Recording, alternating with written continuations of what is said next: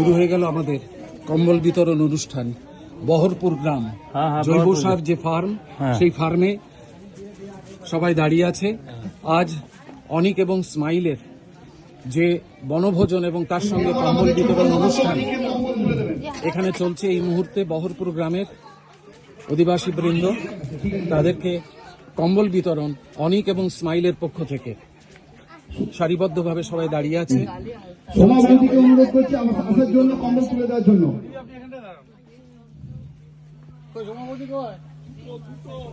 কম্বল বিতরণ অনুষ্ঠান 2026 অনিক এবং স্মাইল যৌথভাবে এই মনীষা তাকে অনুরোধ করছি ছোট্ট কনিষ্ঠ সদস্য কম্বল তুলে দেওয়ার জন্য।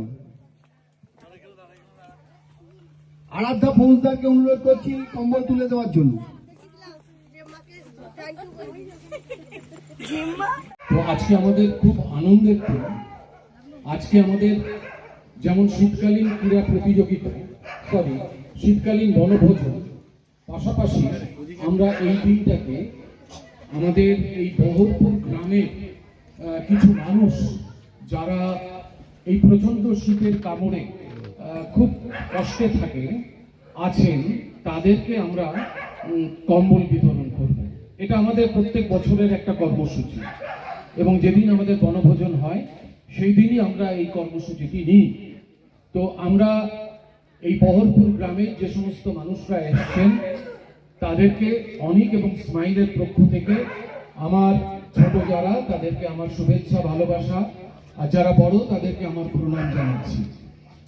আমরা শুরু করতে যাচ্ছি আমাদের এই একটা সুন্দর মুহূর্ত কম্বল বিতরণ। এই মুহূর্তে আমি স্মাইলের যিনি সভাপতি রুনু মুখোপাধ্যায় তাকে আমি আহ্বান করব একটি কম্বল তার হাত দিয়েই প্রদান হোক। রুনু মুখোপাধ্যায় আমাদের স্মাইলের সভাপতি।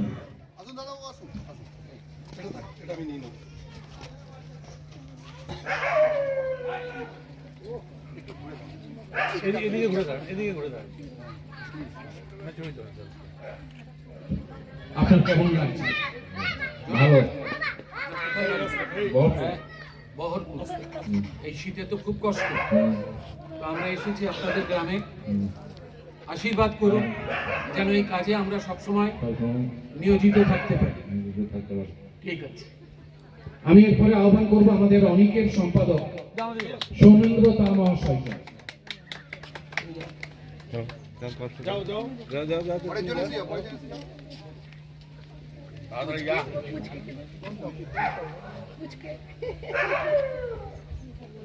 তুমি কার সঙ্গে এসছো?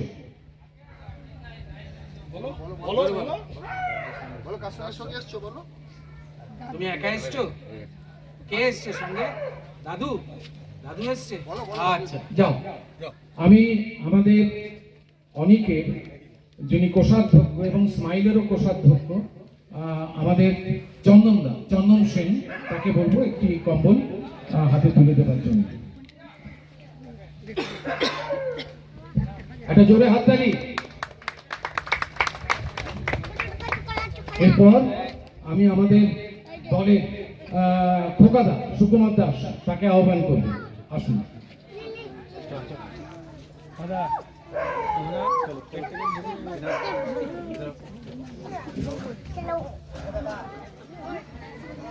কেমন লাগছে?